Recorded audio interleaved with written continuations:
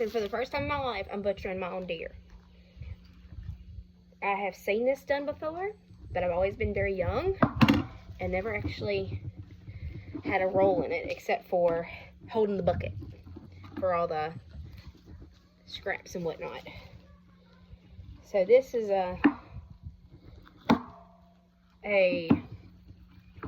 this is pieces of deer that someone killed and quartered for us. We are very, very thankful. I love venison. I grew up on more squirrel and venison and some rabbit than anything else. And sometimes I really miss those flavors. So this is awesome. Let's see. So I just watched a video on YouTube on the different sections and what they're called and kind of what they're good for, and just the general idea of where the seams are, so you can kind of figure out where to cut it at.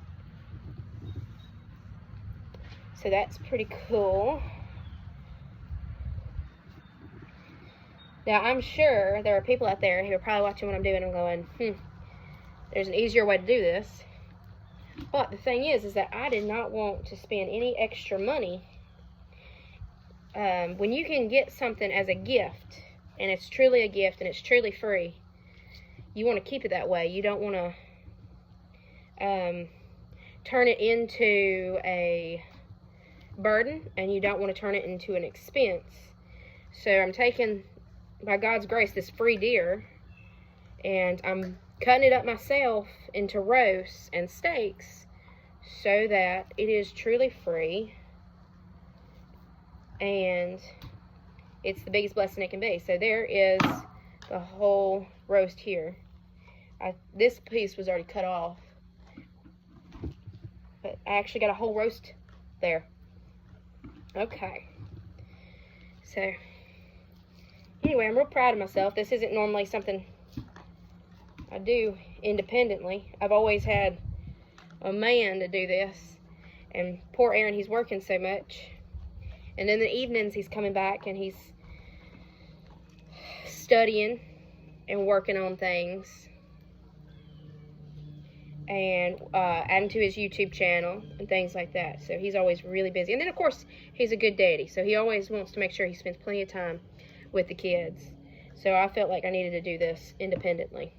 Now I'm just putting it all in a pile as I cut it, good and bad, because when I get done deboning everything, basically, I can then go back through, identify the parts, and look at how they are, because like you got thin little pieces like this that I've gotten off, and I can decide, like this I can cook as a whole roast along with the one from the other hind piece, and like this is a whole roast. I gotta clean that up though.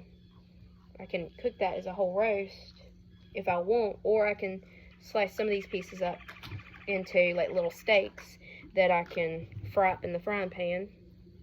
Either way, I'll go back through everything, and some of these smaller pieces, little pieces I got like this, I can cut that on up and make stew meat. So anyway, I'll cut it all up, clean it all up, and decide what I'm going to do with it in a minute. But right now I'm just going to cut it into its sections.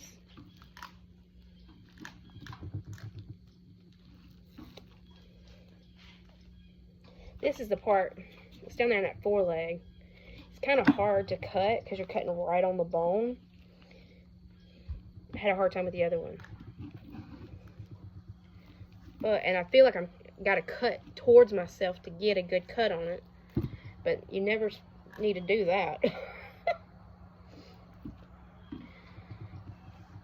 I've been screamed at enough as a child to know you never cut towards yourself if you can help it at all. And never with a dull knife. See, like I'm feeling like I need to go up the leg. But that's kind of dangerous because you're cutting towards your hand. So I'm just going to go really light with the pressure, so there's no pressure against it.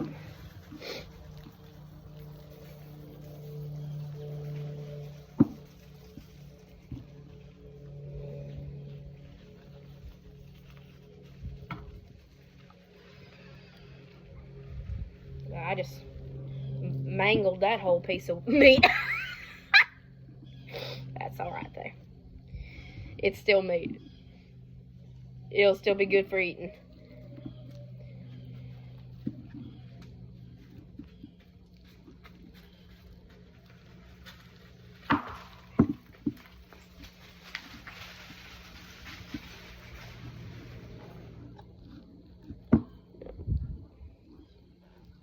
Hey girl, what you doing? I'm sorry for what I said. What did you say? I said I was throwing a fit because I didn't get much sales. Sorry. Well, thank you for apologizing. We all have to work on being thankful, don't we? Yeah. So did I want to do that? Is your entire bedroom clean? No. That's what you were supposed to be working on. Sorry. There we go. So I'm going to throw that out to my dog. Alright, so this is the inside that was towards the bone. So it's kind of hard to be sure of the seams from that side. Okay, so that.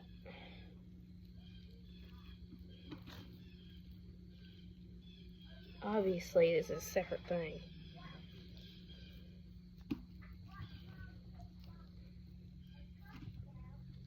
Do that.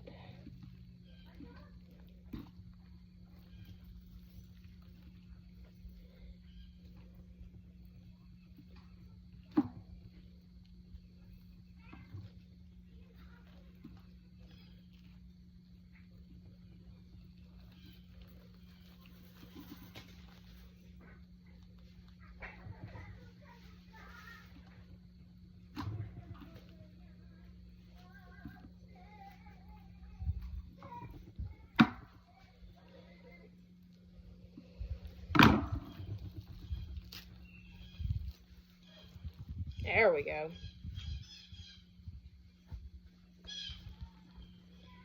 And then this.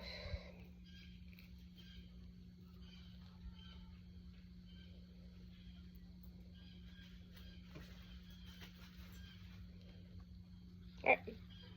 There's that piece. Alright, now this is a whole tenderloin. The best freaking part. Okay, now this is the front leg. So, man, that's a good bit of meat off of just the two hind legs. Alright, I need to look up a video on how to break this up. I mean, I know to follow the seams and whatnot, but I want to put my eyes on what they do, make sure I have the best technique I can. Alright, so I'm done now, and so I've got all these scrap pieces left. Got the bones. All this would normally be thrown away, but what we're going to do is we're going to freeze this and then break it down into servings, and we're going to feed this to our dog a little bit at a time. Then we got 3 meals worth of roasts. Now the roasts were small, so I ended up doing 2 small roasts per serving. Then I got 3 meals worth of fajita meat. This is delicious, but I made that into strips. And then I got 3 meals worth of stew meat, and I cubed that pretty small because I have 3 kids. And that way it's just going to be easier for the meat. So we ended up with 9 meals plus some dog treats. And honestly, I'm exhausted. My wrists are hurting. And I know that there's some people who are probably going to laugh like, what a pansy. But it did take me, I started right at 3 o'clock and it's 5 now. So it took me 2 full hours to clean it, break it down, and cut it up, clean it up, and put everything in bags. So 2 hours. It was well worth it.